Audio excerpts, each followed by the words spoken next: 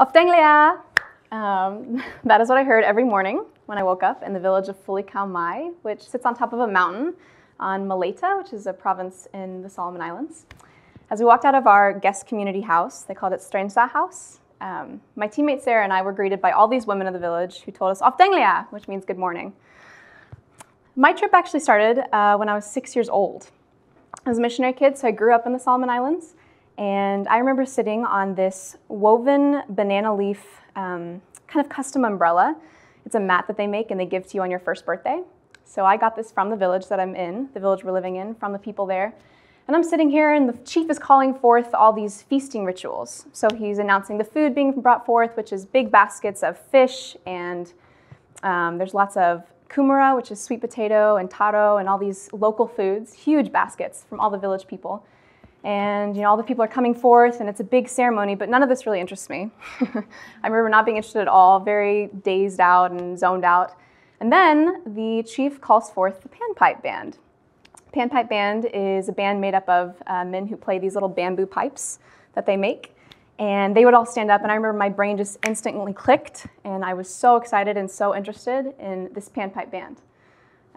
They would play for hours at a time. They would never stop. It was very exciting in the village.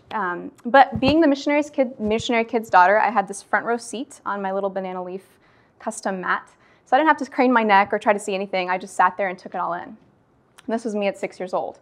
So fast forward 15 years, and now I am 21, and I'm also listening to a panpipe band again, but this time I am standing on my tiptoes and craning my neck, trying to get any glimpse and hear anything I can. I'm at the Festival of Pacific Arts in the Solomon Islands, and we're surrounded by all these people from Isabel, which is actually the island I grew up on. We're all crowded around this tiny little hut in the big festival village, which is the Isabel hut, and there's a panpipe band playing. I remember pushing my way, trying to get to the front, trying to see anything I could. There's all these people, everyone's pushing, everyone's a little mad because they want to see, they're so excited they can't wait to see what's going on. And at that moment, I remember thinking to myself, I wonder if this is how someone in the crowds who listened to Jesus teach felt. If this was something they experienced. Being surrounded by all these people and wanting to see, just being so eager to see anything they could and to hear any bit of information they could. Really blew me away by the eagerness and the passion for this kind of art that these people had. And I think that's how I would describe my time in the Solomon Islands and the people there, is that they were just so passionate. They were so engaged, they were so eager and so ready to learn what we had to offer them, even though I felt very inadequate and underqualified to present any kind of information to these people. They just took it all in with eagerness and with excitement. And I think there are several people that really stood out to me. I call them tiptoers because they were the ones who really wanted to stand on the tiptoes and try and see and try and get anything they could out of us. One man was named Clay, and he was in the Malaita province where we went and stayed for a week.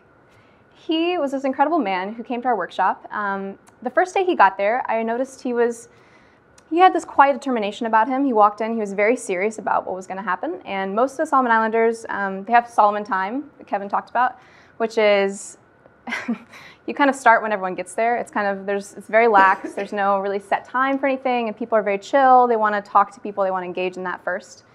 But Clay walked in, and he was very excited to get started. He walked in and shook my hand, and he said, "When are we going to start?" And I was like, "Wow, you are not a Solomon Islander," because they're just all so lax. But he was very excited and very determined for this kind of workshop. So he comes in, he sits down the first day. I took notice of him, and some people came back another time. A lot of people came back twice because we learned that in the Solomon Islands they learn by repetition, so it's good for them to hear the information more than once. And it was neat to have people come back again to see them really understand it. But Clay not only came back another time, he came back every single day we were there. So he came back 4 times for this workshop. And the second day I remember being very impressed. By the third day I was totally blown away because this guy, not only was he coming in to take the workshop again, but he wanted to do it in a way that was different than the day he'd done it before. So he would come in and pick a different art and a different need in his community and make a different action plan for what he was going to do. So it was very important to him that he understood this material so he could take it back to his people and really use it. And I remember asking him, I was in his group the 4th day, the final day we were there, and I saw him basically teach the group at that point. I didn't have to say anything because he knew the material. And it was really exciting to sit there and just watch him. And I asked him, I was like, Clay, why is this so important to you? What is it about this training that means so much to you? And he said, oh, Kathryn, this is what it's all about.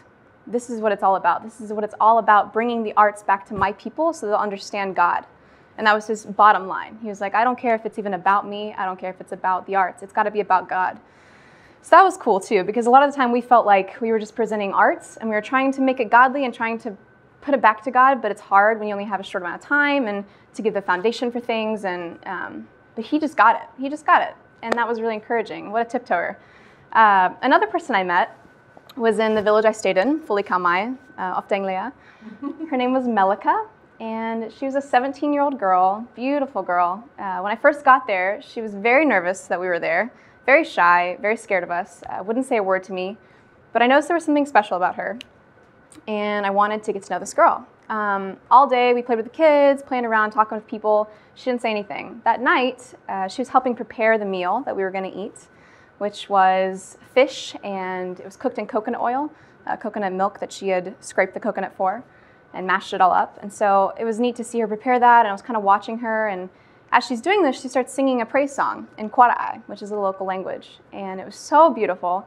And I really think God used that to open doors for our friendship, because he knew that I just love music, and Melika also loved music. So I went over and I was like, oh, this is so beautiful. What are you singing? And she just turned around with wide eyes and first apologized for singing. And I was like, no, don't apologize. She thought she was doing something wrong. Not at all. And I just encouraged her to sing some more. And so she kept singing. And she sang about 5 songs for me while she's cooking dinner, which was really neat. And then after dinner, I sat down with her and I wanted her to teach me some of the songs. So she actually got to teach me some that we've sung many times in village ceremonies and in worship services all around the Solomon Islands now because of Melika.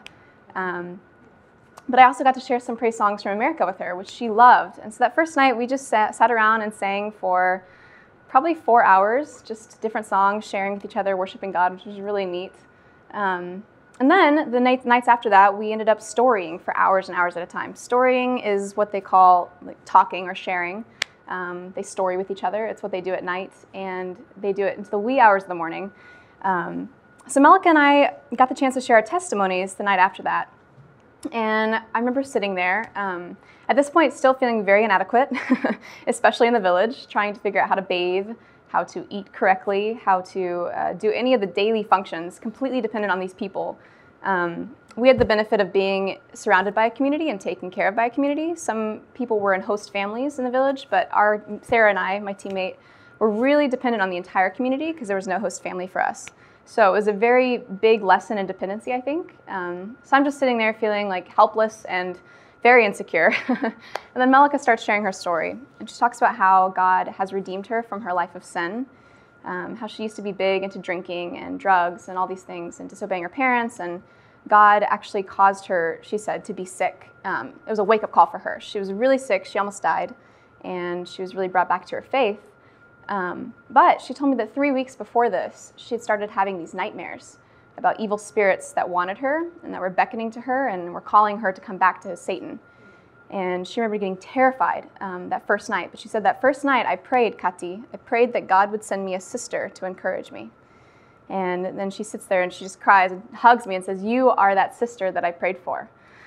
And so this is just very overwhelming for me because like I said, I was feeling so inadequate, so helpless, not even feeling like I was doing anything in this place. And to have God's sovereignty just shine through in that moment in such a powerful way, I really can't explain it, how incredible it was. But Melika is a definite tiptoer. She not only wanted to know about me, but she also wanted to know about the workshop. Every day I came back, she didn't get to go because it was a little far for her to walk, but she would ask Kati, what is going on in the workshop? I want to know everything. I want you to teach me the steps. I want to know what people are doing in the workshop. You know, I heard the pastor talking about it. I'm really excited. I can't ask him. You know, there's a hierarchy, I guess, in the way that they view different people in the village. So she knew her hierarchy put her in a certain place. But every night I got to share with her the action plans for that day, what we did, or some of the songs that people created. I had some things on my camera that I could show her, even videos and stuff like that, which was really neat. So Melika, I believe, is a tiptoer in the sense that she not only wants to get close to God, but I think she's excited about the arts too in the Solomon Islands. So that was really neat to share that with her and experience that. And I think overall, the whole trip, I felt like God was just telling me, Kathryn, I don't want these people to crane their necks anymore. I don't want them to have to stand on their tiptoes to try and see a glimpse of my glory, I want to give them a front row seat where they can sit down on this mat that I've woven for them specifically and given for them to understand my glory in the fullest way that they can.